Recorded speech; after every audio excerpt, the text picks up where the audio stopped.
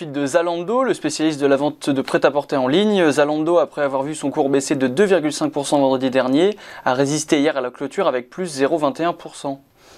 Oui, et ce matin, légère hausse sur le titre. Alors là aussi, c'est l'image de la Française des Jeux, une entreprise qui avait connu une hausse assez phénoménale et qui est en train de redescendre puisqu'elle valait plus de 100 et qu'elle est désormais à 65, 66 euros.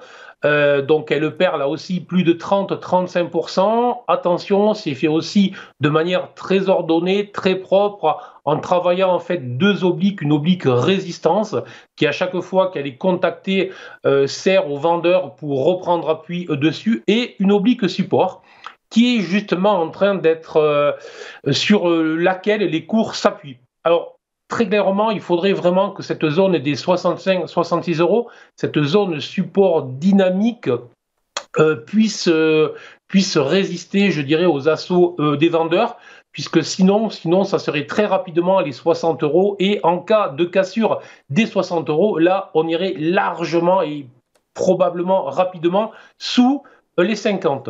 Si jamais cette zone-là, qui est travaillée depuis maintenant 6 ou 7 séances, donc c'est un premier petit signal qui est intéressant, si cette zone venait à supporter les cours, à ce moment-là, l'objectif logique, c'est aller retaper, rechercher les 73,50 € qui était une inversion de polarité entre un ancien support qui avait servi de support à 3 reprises et qui a servi désormais de résistance.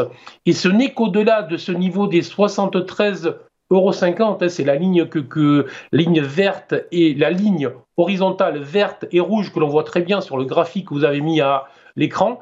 Et ce n'est qu'au-delà de ce niveau des 73,50 € que les acheteurs reprendraient réellement la main. Donc, je conseille juste une petite surveillance sur les niveaux actuels, puisqu'on est vraiment sur un support qui est oblique et qui pourrait peut-être intéresser les acheteurs, mais pour le moment, très clairement, il faudra regagner le niveau des 73,50 € pour espérer un retour long terme à la hausse sur cette valeur.